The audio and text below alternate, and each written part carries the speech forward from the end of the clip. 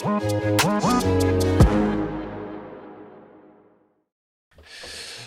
so Sadia, thank you very much Of coming course. today. So you're actually the first one, believe it or not. Sorry, I'm just checking that you did definitely press record. Oh, okay, yeah. Got it. So yeah, you're the first one of this podcast series, hoping to publish them all at the same time. So yeah, thanks for doing this. I know your poor agent Billy. I've been giving him. No. I know I've been on him for ages, but yeah, glad we got it sorted out. Yeah. So yeah, it's called in 10 years' time. Up and coming athletes, how they got into the sport, what they want to achieve, background, etc., etc. I want to start at the beginning. Born in Lewisham, Jamaican English mum, Congolese dad. Yes. Any siblings? Yeah, 2 siblings. Older brother who was 24 and a younger brother who was 16. What was that like growing up? And are you the youngest? Middle child. Middle child. Yeah. So what's that like growing up in the middle child, one oldest, one youngest? Because I know I've got 3 brothers, and there's different dynamics obviously in their family. So yeah, like what was that like? As a middle child. Yeah, it was interesting. I remember always trying to fight with my older brother, always trying to compete with him. He was a gymnast. I wanted to be a gymnast. I wanted to be just as good as him. And then with my younger brother, obviously, younger siblings are always the favourite. Just putting that out there. Yes, I agree with that. So having that kind of different dynamic with him. But yeah, as I got older, my older brother's become like one of my best friends. And then my younger brother, slowly, he's growing out of that favourite child phase. So. Yeah. So are they what do they do? Are they like they doing anything sport related, or are they? Yeah, so my brother is a cheerleader, so he's gone to Canada to pursue cheer. He competed for Team England. He did gymnastics for ages and then swapped over, which is very easy because you're just tumbling and then you just go tumble and cheer. So he's doing that now, coaches cheer, competes in cheer. And my younger brother, he went through a bit of a gamer phase. He was like a Minecraft boy, loved all of that. But now he's really into basketball and American football. He likes to do the flag version. He hates any contact, which is very different to me. But there's definitely a lot of sport in the family. So you grew up in South London, went to Harris City Academy. What was that like growing up in South London? Because obviously, like some people might think, is that like a rough spot? Is that because I know some parts of South London are actually not too bad. Yeah. So what was that like growing up? Yeah, I loved growing up in South London. I love Crystal Palace. I love all of South London. For me, it's all I've known. So the vibe, the culture, it's like shaped who I am, and like going to school there, from primary school all the way to sixth form, and then obviously moving out for uni. But I love London. I think it's always bustling, it's always loud, and I'm very much a fan of that. So yeah, no, I really enjoyed growing up in London. And do you think there's like anything about that part of London in particular? Because a lot of not just sports stars, but just a lot of celebrities came from that, like Stormzy, South London, Dave, South London. Yeah. So yeah, like, do you think there's something about South London that makes people who they are, or like? Yeah, I think in South London you've got to really, I don't know, you've got to be yourself. Like you have to be yourself, otherwise you're not going to thrive. And I think being in South London, it produces people who really know who they are, know what they want to do, but it also encourages them as well, because I feel like we do have quite a good community there. And especially when you're growing up, you have like all these groups of friends, and like all the schools, everyone knows each other everywhere. So like people who go to school in South Norwood or Peckham. So like there's just a huge like community there as well. So I think it's quite a high pressure. You've got to like have a bit of stick about you, but I think it produces like some diamonds because of that. And do you feel like you've got to be like, because I know I'm aware there's some like gangs like around that place, so do you think it like toughens you up like at a young age? Obviously you might have had that experience or whatever, but do you know what I mean? Like, because I know obviously Raheem Sterling, he had quite a tough upbringing and in that part as well. So do you think it's like a place where diamonds in the rough are made? Yeah, 100%. And I think growing up in South London, you're pretty used to it. Like you become quite desensitized to it. Especially in secondary school, like gang culture is so prominent, and like all the boys probably think they're in gangs or are in gangs, and some of them are like in school doing the maths lesson on the weekend. They're doing things that you don't ever want to talk about, and it becomes very, very normal. So I think yeah, it does definitely create diamonds in the rough, but I think it's very, very character building, and obviously you can even go one way or the other way. I'm grateful to have seen it and grown up around it and to be able to get away from it. But I think, yeah, it definitely you can go either way. Yeah. So before rugby, when I was doing some research on you, did you set county records at shot put Yes. at Hammer as well, or Just shop it. just shot put? Yeah. But then I remember I saw you somewhere say that I was too boring Yeah. for you. That's why you stopped. So with me, like I need to if I'm not bored, then I'm happy. Like if I need to be doing something to keep myself happy. So is that like the same with you? Because obviously rugby is a lot more proactive than shot put. No, yeah, 100%. Yeah, I did athletics for a while, probably for like 3-4 years, and I just was bored of doing an individual sport. I think you're alone so much of the time, like everything's on you. And yeah, if I'm not enjoying it, I just have to get up and leave. Like I just got bored. And so, yeah, coming to rugby where it's a team sport, like there's always someone to do, always someone to speak to.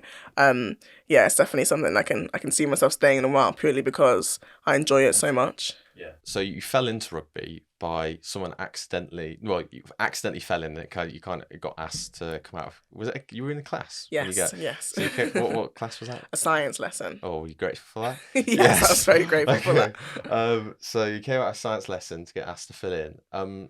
But then I also saw you say once you started playing school rugby regularly, that was like when you're most nervous. Yeah. Playing then because you're still relatively new in that.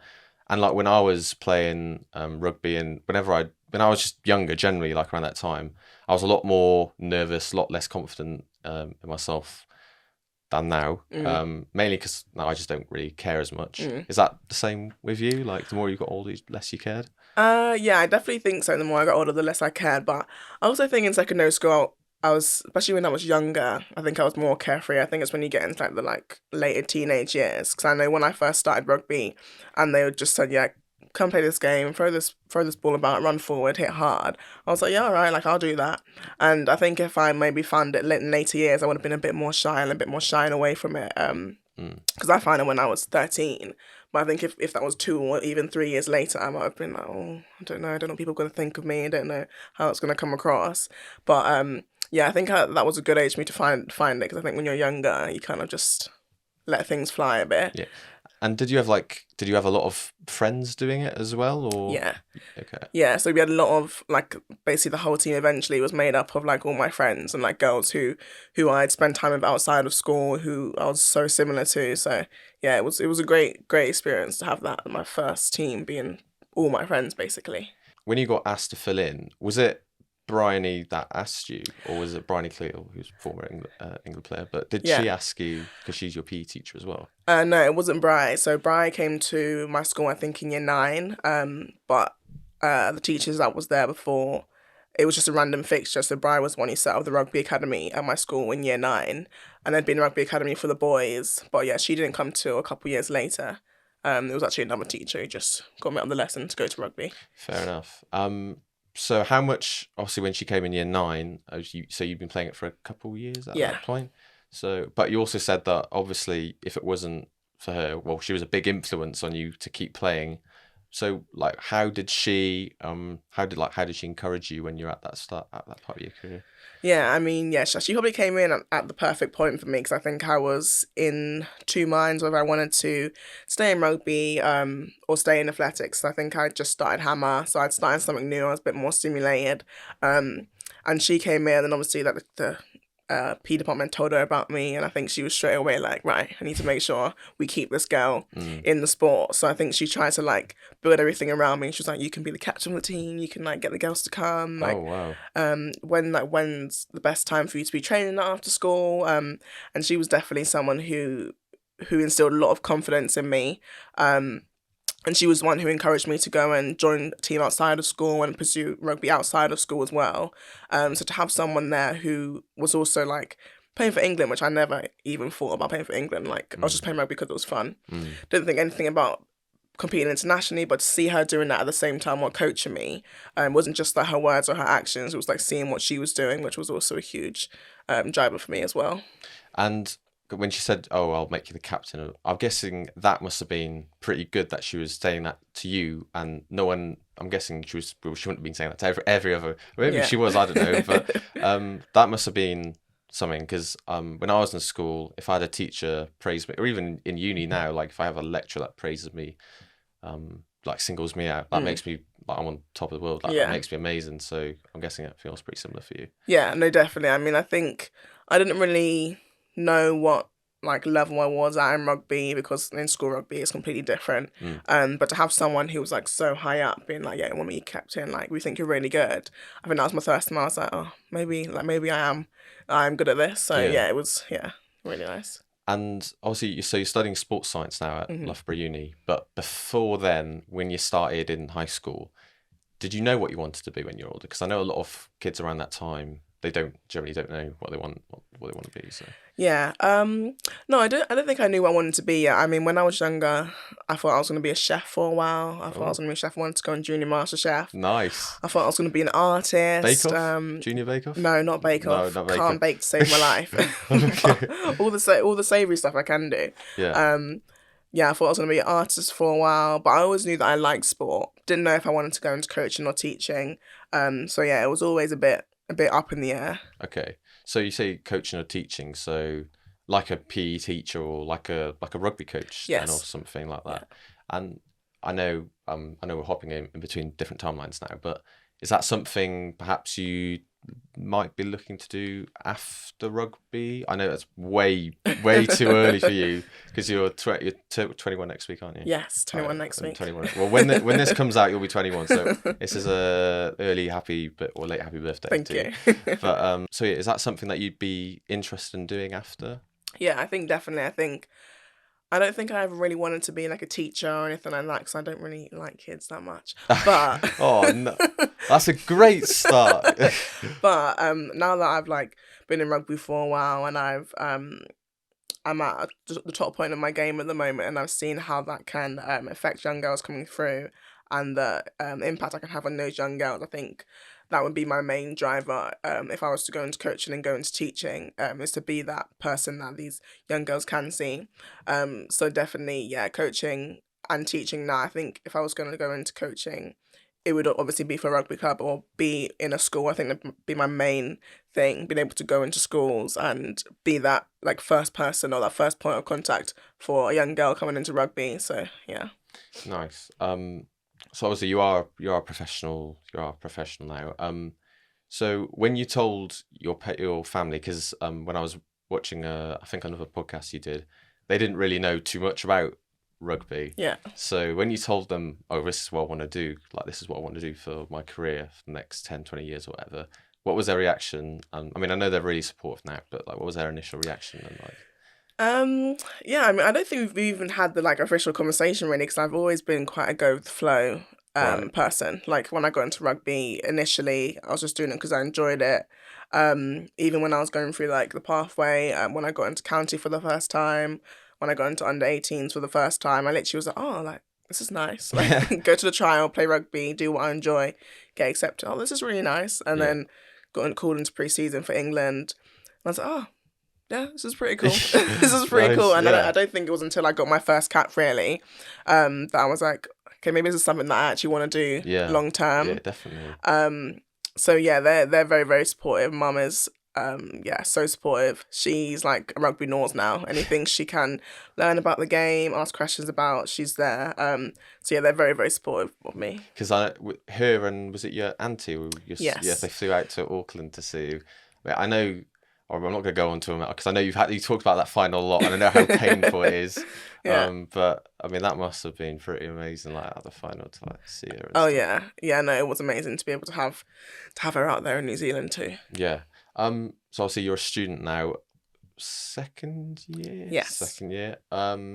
Studying sports science at Loughborough Uni here. But I saw some of that you're doing a split year. Yes. So what? I'm a student, but I actually don't know what that is. So Yeah. is that like doing 1 year and then stopping for one and then going back to it? Is that it? No, so I just half my modules. So if I was doing my year in full, I'd have six modules, I think. But for the whole of this year, I only have 3 modules. So I had 2 modules in semester 1, and then I finish one module, and I've got two modules semester 2. Mm. So it's a very, very like I've literally got nothing to do basically. I've got like 4 lectures a week, two lectures, 2 seminars, and then that's me done for the week. So that's sound. That's perfect. How hard are you finding it? Obviously, you're doing stuff like this, because I know I'm not the only one. Like, you've done actually quite a lot of media stuff, BBC and that. So how hard are you finding it doing this stuff, playing, and then I know you're not, like you said, you're not doing too much uni work now, but when you do go back to it, like how hard has it been balancing all that stuff? Yeah, I mean, it definitely is quite hard to find the correct balance. I mean, I think there's always one time when I'm leaning more towards a sport or more towards the commercial stuff or more towards the uni, and it's quite hard to find a balance in the middle. But now, especially that I split my year, it is quite a lot easier, but it's always on the go. Everything always on the go. And did you always want to go to university? Even like with this rugby thing in the background, did you always think, no, I just want to go to uni, like this is what I want to do? Yeah, I think I always wanted to go to uni. I think, one, because I always wanted to have a backup option for whatever I wanted to go into, but 2, for the experience as well, because I always wanted to be able to go and live away from home early and have that experience. So yeah, like moving away, getting a little independence. Yes. I mean, you're a good cook, so you don't need to worry about that. I had to worry about that because even now I'm still pretty tragic. Really? Yeah, don't ask. I've only been in Loughborough for like an hour, but it's not like, I mean, I'm in Birmingham, not really like Birmingham, not as big. No, yeah. What's like the student life in Loughborough? Is it lively? Is the nightlife good? Yeah, if you're allowed to go out, I don't even know if you're allowed to go out. No, we are, but yeah, Loughborough, like it's literally just a tiny town. If there was no students here, it'd be a ghost town. Yeah. But yeah, the students definitely make the Loughborough life, and I think we've got three clubs in Loughborough, and you've got to go out with good people. Like you can have a great night out in Loughborough, but you got to have good people in it, because otherwise the clubs are filled with Loughborough locals, and then that's just a bit weird. So, but there's definitely loads of nightlife. Like the uni life is probably the same as it is anywhere else, or the student union and stuff. I mean, I haven't done so much student union, but I definitely, with rugby and stuff, we always go out into the town. It's always a good night out there. Good. But yeah, it's very, very different, like a very small town, but still. Did you have any other like options to go to uni, like with it, apart from Loughborough? Like, yeah, so I was thinking of going to Exeter, and I think I also had Hartpury down, which I didn't really want to go to Gloucester Hartpury, but my three top choices were Loughborough, Exeter, and Gloucester Hartpury. Right, so all like sporty ones, yeah. Obviously, you got plenty of friends, made plenty of friends in school, whatever. Have you made lots of friends just through uni? Like, because obviously that's why a lot of people go to uni, to make new friends. So. Yeah, I mean, it's quite hard, especially coming to Loughborough, and being so full on and full time, because I'm in the full time Premiership program at the uni as well. Yep. So most of my time is spent on campus training. So I've made like loads of friends in my rugby circle and in the sporting circle in general, just by like meeting people in the gym, meeting people in my halls and stuff like that. But in terms of lectures and like meeting people at uni, not so much, because I hardly ever make it to lectures. So I'm always doing online stuff, having to catch up, because if I'm away at camp, if I'm at training. So like I feel like I'm living the uni life and the uni lifestyle, but without the uni people. Yeah, I know what you mean. Yeah.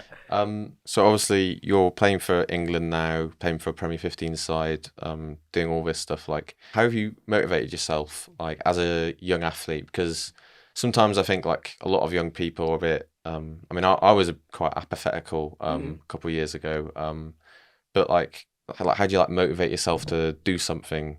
I know that's quite a vague question. No, I understand. If you know what I mean. Yeah, I think for me, I've had to realise like why I'm doing what I'm doing, because I think for a long time I was just a cruiser. But then when it gets to a point where what you're doing means a lot to you, you have to have that motivation, because you're not always going to be the top pick. You're not always going to be the best in the team. You're not always going to play the minutes that you want to play. But I think for me, the main thing that I used to stay motivated is having like clear goals. So for the season, I'll set out my goals for the year. And especially because rugby is such a competitive sport as well, that there's loads of positions, but there's, especially in my position being a flanker, there's a lot of high competition. And off pitch, I'm not competitive at all, but on the pitch, Yeah. it definitely comes out. So I think, the main ways that I stay motivated is, having my goals, and then obviously using those people around me and making sure that I want to be number one. I think I've learned that the hard way, really, because I think Yeah. cruising doesn't Yeah. get you there. Yeah, you need to put like a flagstone for everything you do, everything you want to achieve. Yeah. So you say obviously like moving away is good for you, and all that stuff to gain independence. Do you go home back to London quite often then, or? No, not often at all, actually. I mean, I can never really fit a weekend to go back home. But Yeah, I mean, busy. in my first year in uni, and then Mum probably very sad to hear this, but there wasn't really a point where I was like, oh, like I really need to go home. Like I Yeah. was just really loving living away and being independent and having that like time on my own and stuff. But I don't really go home much now. If I was to go home, it would be because I have something down in London. So I'm like, oh, I have to go and stay at home. Yeah. Yeah. We're going to talk about like your journey into rugby now, and like all that kind of stuff. So you started at is it Streatham Croydon? Is that how you say it? Streatham Croydon. 4 years, then you left to join Richmond. So when you went to Richmond, was that like a performance, like a program performance thing? So. So I went to Richmond to join the Centre of Excellence, which is basically like anyone under 18, and it's like a performance program. Nice. And you were there for the 2019-2020 season, was that right? Yes. That is obviously the infamous COVID season for all of sports, and obviously 2020 was just a crap year in general. So how was that for you? Because obviously you go to Richmond, and you're like, oh yes, I'm on the right track to whatever, and then that happens, and then everything's cancelled. Like, what was that like as a young athlete? Yeah. God, it feels so long ago now. Yeah, I'm trying to think about it. Does. But yeah, it was very, very weird because that was my first year playing senior rugby and playing in the Premiership, and I think I was still in my very much go with the flow, trying to find out where I fit into the team. I was playing weekly and regularly, and I was making new friends that I hadn't made before because I never played at a senior team.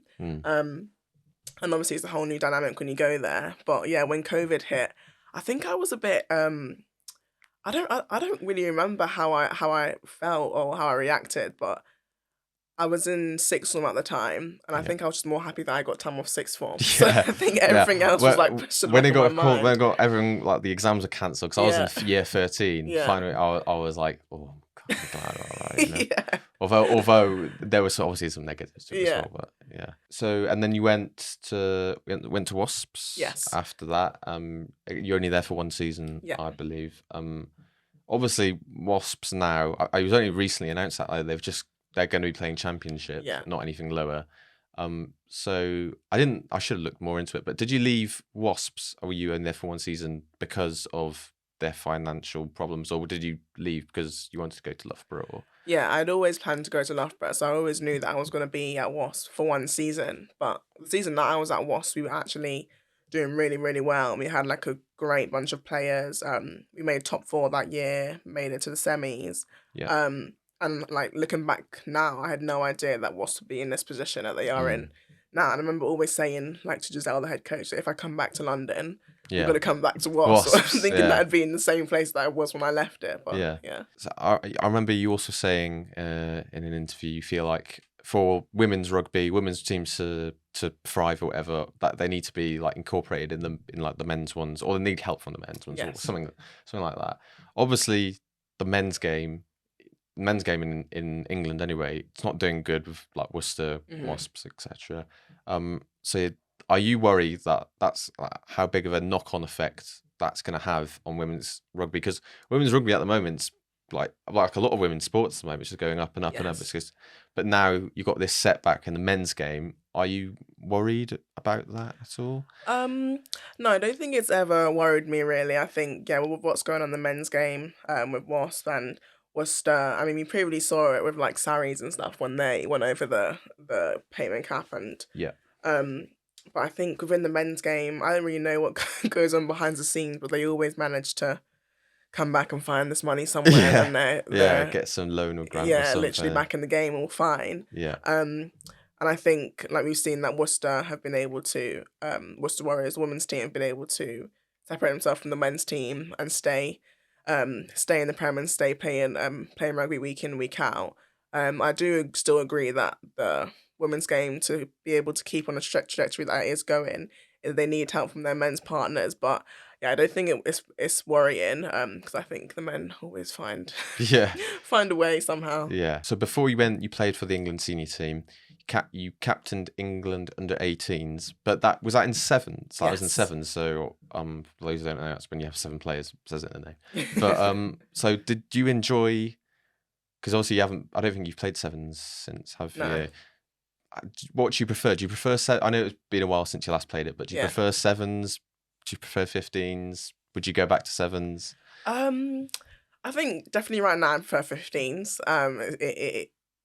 The way 15s play, it just plays into how I want to play. That tackling. But I really did enjoy the sevens when I went into it. I mean, I was playing 15s for the under 18s, and then my coach just said, "Yeah, we're doing a sevens tournament in the summer. Come along to Charles." And I'm just thinking, like, oh god, like sevens just so much running. Yeah, like, you got to have a good gas tank. Good gas tank. I remember being quite apprehensive, but like I really enjoyed it. Like sevens is quite a social sport and summer sport, so everyone's always happy in summer anyway. Yeah. But I think I'll definitely go back to sevens, probably just socially, not for anything serious. Well, so when you get called up to play for England, obviously you played quite a few games for them since then. But you've also travelled, obviously been to Italy, France. Obviously you went to New Zealand, Auckland for the World Cup. Has that broadened your horizons? Because without that, do you think you'd go to those places? Because I also saw on your Instagram you actually went to Amsterdam. Yes. On your own. On your own. Yeah, just because why not? Like, let's go there. So do you think you like travelling, and how much is rugby? Yeah, I mean, rugby's definitely opened up a lot of horizons for me that I don't think I would have done. Especially to go to New Zealand. Like I feel like that's everyone's bucket list, but like you hardly ever get to do everything you want to do on your bucket list. And to be able to do that at 20 years old, it's something that I'm very, very grateful for. But I think it definitely has opened lots and lots of doors. Yeah, to be able to travel with your team to another country and like go exploring and having these off days where you get to look around. It's not just a sport that you're playing, you get to like see the world at the same time. Yeah. So when you went to Amsterdam, you went by yourself. Have you done any other trips like that, or is that going to be your first one of many? Yeah, first of many. No, okay. Yeah, literally. We literally just had a reserve weekend off. Yeah. I was like, might as well do something with it. So nice. That's good. So obviously, I don't want to big yourself too much, but a lot of people think you're very good. Believe it or not. So I've got here a quote from the Scotland captain, Rachel Malcolm, and she said that you're one of the best sevens in the world. And then I had your captain, England captain, Sarah Hunter. She definitely doesn't know how good she is. So, and you were also the players' player in 2022 in the Premiership. So I'm going to ask yourself, do you know how good you are? And if you think you are, how do you humble yourself and like not get? How do you do you just think, I'm just sick, aren't I? So no. Because when Sarah says you don't know how good you are, I'm guessing you're quite a humble person. That's keep you like. Yeah, I mean, it makes me awkward when I hear that stuff. But I mean, like I said, I just literally play because I enjoy it, and I think a lot of the things that I do come naturally to me as well. Like when I play on the pitch. So yeah, I try not to to think too much into the off-field stuff. Like when that stuff does happen and like receiving that award, like I think it just puts into perspective where I am for me. But yeah, it just literally what it does put it into perspective, and I carry on playing the game. So yeah, I mean, I just just try my best, really. Yeah. I think a video of Richmond, I think it was, and you said how much you looked up to Marley Packer. Now you've played with her now. Yeah. When you did that, like, what did you think? Like, I've literally been looking up to Marley for years now, and now I'm actually playing with her. Like, do you get a bit of like imposter syndrome? Like, what the hell am I doing? Like, yeah, I mean, I don't think I think I need to do better in living in the moment, really, because I don't realize until after. I'm like, oh my god, yeah, that was really cool. Yeah. But yeah, I've been looking up to Marley for ages, and obviously she's been like the number 1 7 in the world for a long, long time, and everyone who plays in that position always knows who she is. And even for like the past year or whatever, being able to train with her in England camp, it's always like a surreal thing. So I'm learning from someone who I'm looking up to, but not only am I learning from them, I'm also competing for the same position as them. But yeah, to be able to actually step on the pitch with her and play at the same time with her in a England shirt, yeah, amazing. I mean, you don't really get to play with people like who are quote unquote your heroes, people you look up to. So yeah, it's definitely. So when you're playing in the final, when you came on, did you at one point did you ever think, oh my god, I'm playing in the final, or do you just think this is when you're in that game state, you're just like, this is just a normal game, like I've just got to. Yeah. Do you get that or? Yeah, I think when I'm playing, I do get into that game state. It's a game, like you need to win. It doesn't matter what the occasion is. And I never used to get nervous for games either until the World Cup. But then from the first game of the World Cup, every single game after that, I was nervous. And to be able to come off the bench in that game, I think when I went onto the pitch, I was like, oh my god. But as soon as like ball's in play, then that's it. Yeah. You said like going up further up the rugby ladder. Obviously, you came from South London, quite a diverse area. Obviously, in your rugby journey, I remember you saying the further up the ladder you've gone, less diverse it is. So when you're going through that journey, like, was any bit of it like a bit of a culture shock, like, because it's very different, like to home, not as many diverse people. Like, how does that make you feel? Yeah, it definitely was a big culture shock. I mean, I started playing rugby in my school in South London, which was a majority black school, and my team was majority black, and I think everyone on my team was a person of colour. So going from one end of the spectrum, from playing with people who look like me, who sound like me, who listen to the same music as me, and then I go to Richmond, which is a middle class white area anyway, and their rugby reflects that, and that's what rugby reflects in general. It was a huge culture shock, and I think it wasn't that I wasn't ready, but I didn't expect it.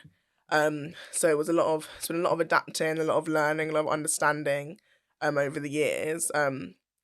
But yeah, it was definitely a big shock. But from where I was then to where I am now, I think I've learned like you just gotta be yourself. Yeah, just block everything out. Yeah.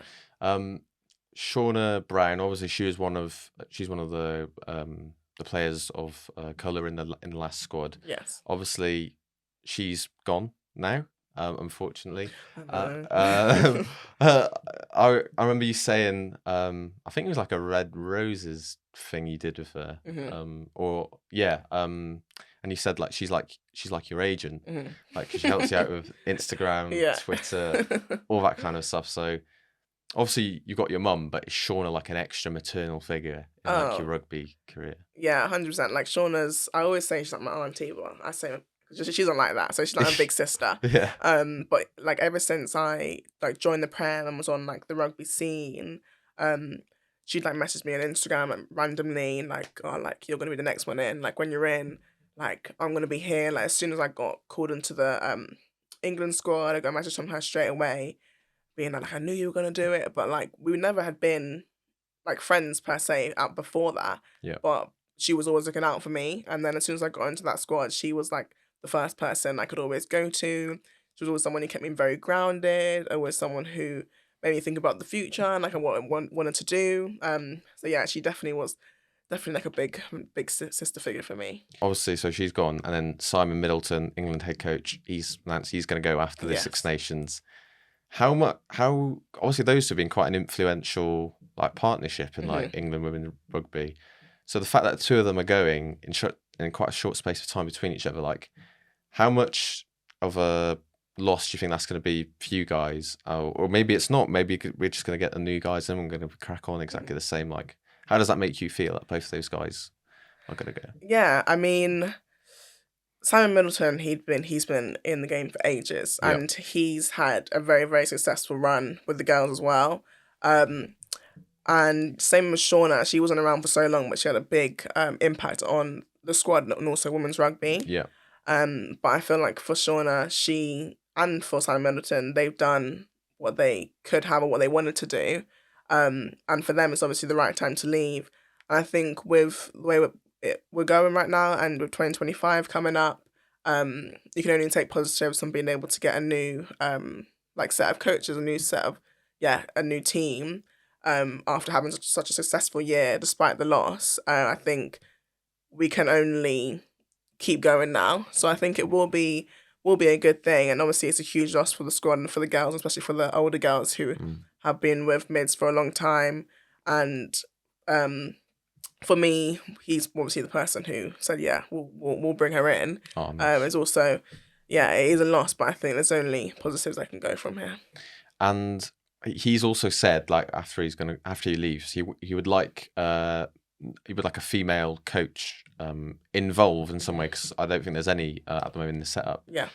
How much, if you had a female coach, head coach, defense coach, or whatever, how much do you think that would benefit like just women's, like, surely that would benefit women's rugby a lot? Yeah. I think 100% it would benefit women's rugby, and for me personally, I think just being able to have someone who you can relate to just on like personal level. Yeah. I feel like a lot of the men who come into the women's game, they have to adapt to try and understand the women's game, understand women, understand how they think, how they play. But for a woman to be there and to be coaching, they don't have to do that, so they can get straight to whether that's the playing side of it or the personal side. They don't have to adapt. They already know. So I think that's only a positive, and whatever role that would be, I think it would definitely be a good thing. And on like the getting girls into women's rugby and stuff. So you said that you and Bryony as well, you've gone in together to schools to do pop-up sessions for young girls, whatever. You believe that's something that needs to be done throughout the whole country or around the world to get more girls into rugby, is through the schools, like yourself? Yeah, I think, definitely. I think it has to start in the schools, and especially in the schools where rugby is not a predominant sport in the area, because I think there's so much talent in these schools that unfound talent because they just haven't got any access to the sport. Yeah. Not even rugby, but just different sports in general. And I think it's so powerful when someone comes into the school from that sport as well. And for me, I feel like it's even more powerful because I'm still young, and I feel like I can be more accessible to those girls. Yeah. So yeah, I think it definitely has to start from schools, start from young, and having it available to young girls. Not even having it as like a definite in the curriculum, but having it available and allowing people to have the opportunity to try and get into rugby and see how it fits into their life. So yeah, it's interesting, isn't it? Because with certain sports, like football, for example, to get into football, you're just into football, aren't you? Just join your local club or whatever. Yeah. Whereas I always feel like things like rugby, even athletics, I feel like it's very much school based. Like, I was just wondering, like, do you think that's why it needs to be that way? Because people might not have even heard of rugby before they go into school. Yeah. So, and do you think there's enough emphasis on it in schools at the moment? Yeah, I think it's definitely growing. I think it's getting way better. I think the growth of the amount of like rugby teams that schools have and are having, and like girls coming into school and being like, I want to have a rugby team in school, and schools like putting it in the curriculum or getting specialist coaches to come in to have that available in school. I think it's getting better, but I think there's still a long way to go and a long way for it to grow. And like you said, for football, it's way more accessible than a lot of other sports because there's so many teams everywhere. It's advertised everywhere. Like you turn the corner and there's a poster about a football team or something like that. Whereas for most girls or anyone, young people playing rugby, their nearest club's probably not about 30 minutes or an hour away from them. So they might not even heard of what the sport is. And it's not just there for them to see. So I think, it definitely needs to be in schools because you can't really avoid it then. Like you go into school, you find out something new. That's where you learn. Whether that's about a new sport or about a subject in the curriculum, that's where you find new things. And also with young people, once someone does something, I always feel like a lot of them will follow, or at least more than one or whatever. So yeah, I definitely agree with that. Are you ever worried about potential like life-changing injuries in rugby? Because obviously, and there's a lot you can get: head, leg, arms, whatever. Does that ever like worry you? Because obviously there's a big thing at the moment about dementia and all that kind of stuff. So yeah, I was just wondering. I think it's always in the back of my mind. I think it's in the back of every rugby player's mind, to be honest, because you see it within your team. You see it like on the news and stuff like that. But I think that's just what comes with any sport, really. Mm. And you can get injured in any sport. You can get injured not playing sport. Yeah. So I think anytime it does come to my mind, I just have to push it to the back and not really think about it, because there's literally a risk in anything you do. So if it's going to be a risk in something that you love to do, then you might as well just keep going. Just keep going. Yeah. Fair enough. I remember Shauna saying, I think on the radio thing with you and a couple of others, she like wants to get rid of like the stigma around rugby, about like, oh, only white people or whatever, only fat people or something like that. Only on the women's side, only lesbians or whatever, something like that. So how do you get rid of that? Like, obviously, like, because that's quite. I mean, it's a stigma, Yeah. and like it needs to get rid of. Obviously, Yeah. like society doesn't accept that. So yeah, how can you get rid of that? Do you think? I think it's about visibility. I think it's about media outlets and teams getting behind that as well.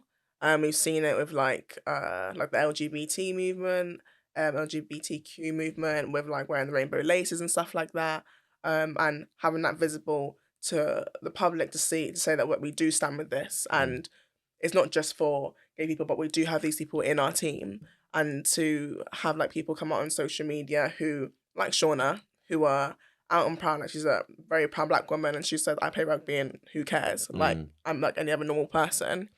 I think it's important to have those people and have them be very, very visible. I think that's the only way that you can get rid of the stigma.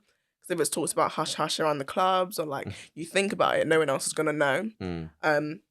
So I think, yeah, we're in a age, we're in an era where social media is at the like pinnacle, like it's in the middle of everything we do. Yeah. So I think, yeah, the main thing about getting rid of all those stigmas is having that visible for everyone, and showing that rugby is a sport for everyone, because it literally is. Like, if you're gonna put any sport down on paper, where you can literally have anyone of any size, any colour, any sexuality, like rugby is that. But it's just having it visible. Couple of last questions now. Bit of a light note now. I know we've been pretty serious end of it. So well, like, apart from rugby, so you're into TikTok. Yes. So yeah, I don't have TikTok Oh, really? at all. No, I don't. I actually You don't. need to get on it. No, I don't know. I've just read some stuff about it. That's why I'm not too keen. Oh, really? Well, it's like the attention span thing. Like, yeah. I mean, it probably isn't very good, but fair enough. I love it. Yeah, and you're into fashion. You're Yeah. into fashion as well. Yeah. So do you like? Have you ever wanted to go to like a fashion week then, or something like London or Paris or something? I mean, I would love to, but yeah, I love fashion. I just more love buying clothes. I love buying clothes. I love seeing people wear like new clothes and stuff like that. It's just, I would say it's a pastime. Probably not a very healthy pastime. Yeah. But yeah. Yeah, a lot of money. Yeah. A lot of money. Yeah. I remember the last couple of years, because when I first went to uni, I literally didn't have a style. Oh, Because okay. where I'm from, like, you don't really dress like properly, so I had to invest in I see. the drip. One last question. I'm going to ask this to every guest. Obviously, this podcast series is called In 10 Years' Time. So it is 17th of February 2023. It will be, just imagine, it's 2033. God, that seems ages away. Yeah. But, so we're talking about that. You're going to be 30 or 31, 30, yeah, around that time. Where would you like to be at that point in your career? I think, I don't know if I will even still be playing that. I will still be playing. I think in 10 years' time, I want to be known as the best 7 in the world. I want to make that shirt mine. I want to have won 2 World Cups by then.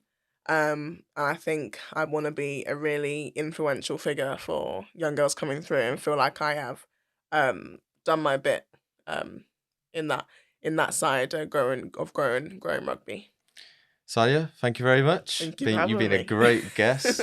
Been a great guest. Yeah, thank you very much. Thank you. Thank you.